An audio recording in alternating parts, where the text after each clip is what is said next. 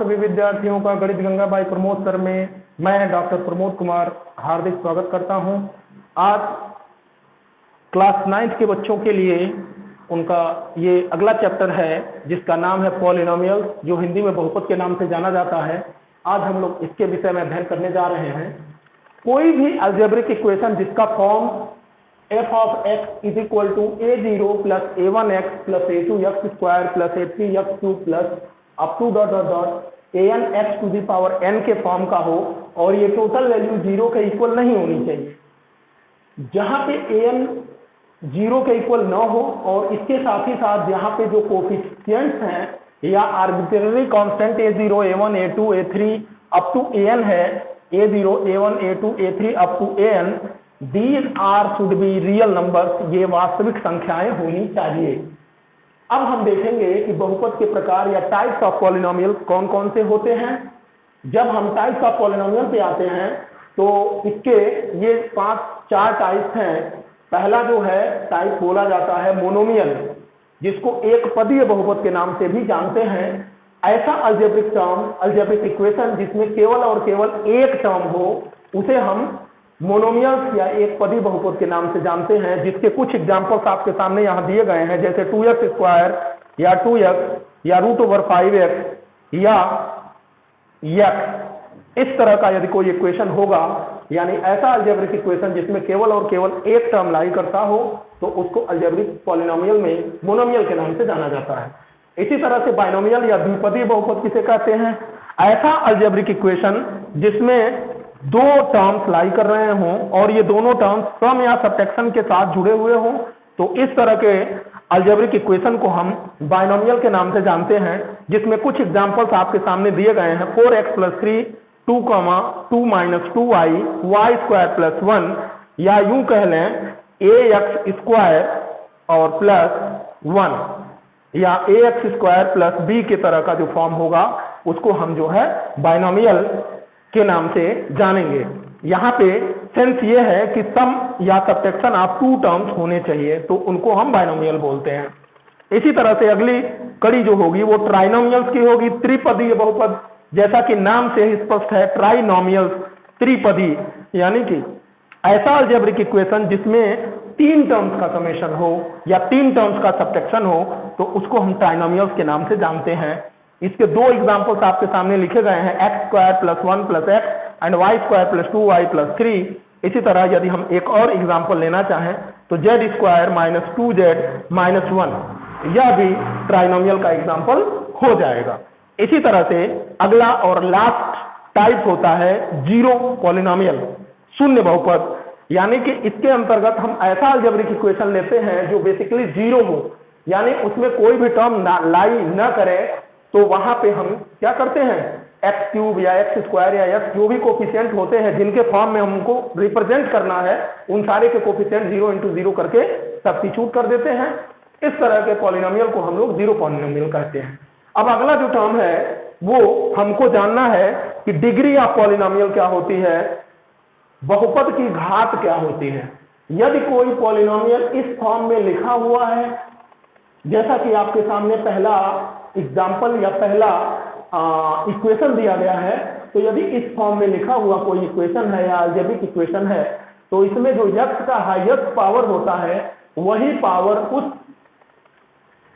Polynomial की degree हो जाती है। जैसे यदि हमने कोई एक इक्वेशन लिया 3x³ + 4x² + 2x + 1, तो यहाँ पे जो ये पॉलिनोमियल हमारे सामने दिख रहा है, इसकी जो डिग्री होगी वो 3 हो जाएगी।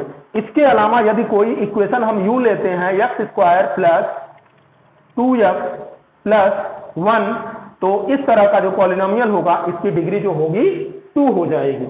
इसके अलावा यदि हम कोई ऐसा पॉलिनोमियल लेते हैं जो x⁴ + 2x³ + 3x² + 1 के फॉर्म का हो, तो यहाँ पे जो x का हाईएस्ट ऑर्डर है, हाईएस्ट पावर है, वो 4 है, और वो 4 जो होगा इस पॉलिनोमियल की डिग्री हो जाएगी।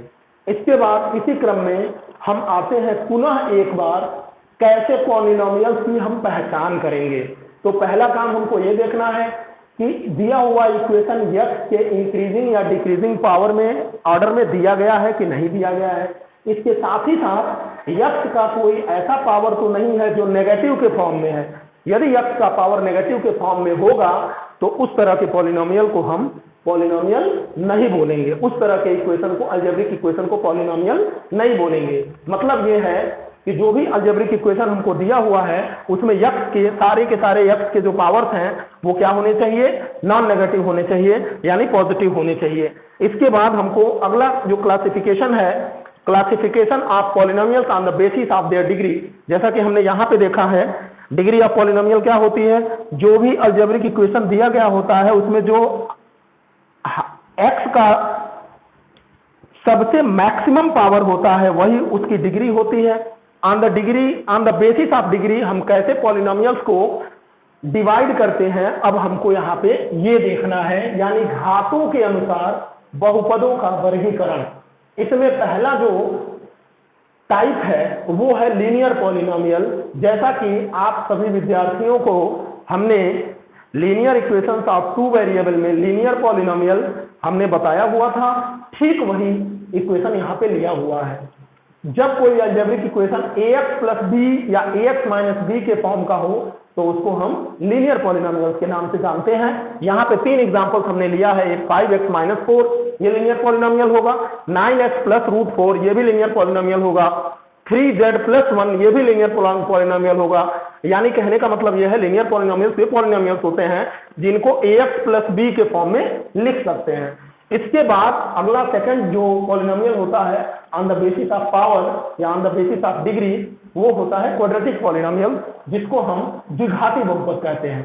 यानी कि दिया हुआ अलजेब्रिक इक्वेशन में यदि जो वेरिएबल है वो x या y, यदि उसका पावर 2 डिग्री का है तो उस तरह के इक्वेशन को हम द्विघाती पॉलिनोमियल कहते हैं या क्वाड्रेटिक पॉलिनोमियल के नाम से जाना जाता है। इसके 2 एग्जांपल्स हमने आपके सामने सब्स्टिट्यूट किए हैं, एक एक्स स्क्वायर प्लस 1 और दूसरा ax square plus bx plus c cubic polynomial. जैसा कि नाम से ही स्पष्ट है, इसको त्रिघातीय बहुपद कहते हैं। यानी कि कोई अलजेब्रिक इक्वेशन जिसमें जो हाईएस्ट पावर हो x का या दिए हुए वेरिएबल का वो क्या हो, 3 हो, तो उस तरह के पॉलिनोमियल को हम क्यूबिक पॉलिनोमियल के नाम से जानते हैं। जैसे यही इक्वेशन आप यदि इस तरह से लिखना चाहें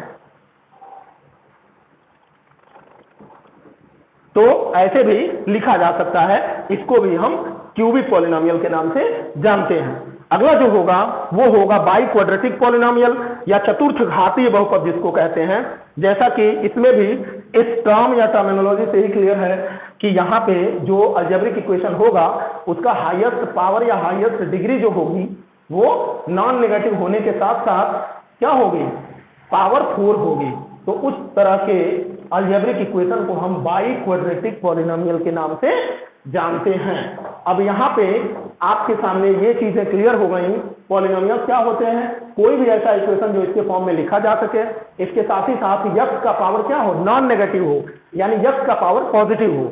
और यदि यक्स का पावर नेगेटिव हो गया या यक्स का पावर रेशनल हो गया तो हम इस तरह के दिए हुए इक्वेशन को पॉलिनोमियल नहीं कहेंगे।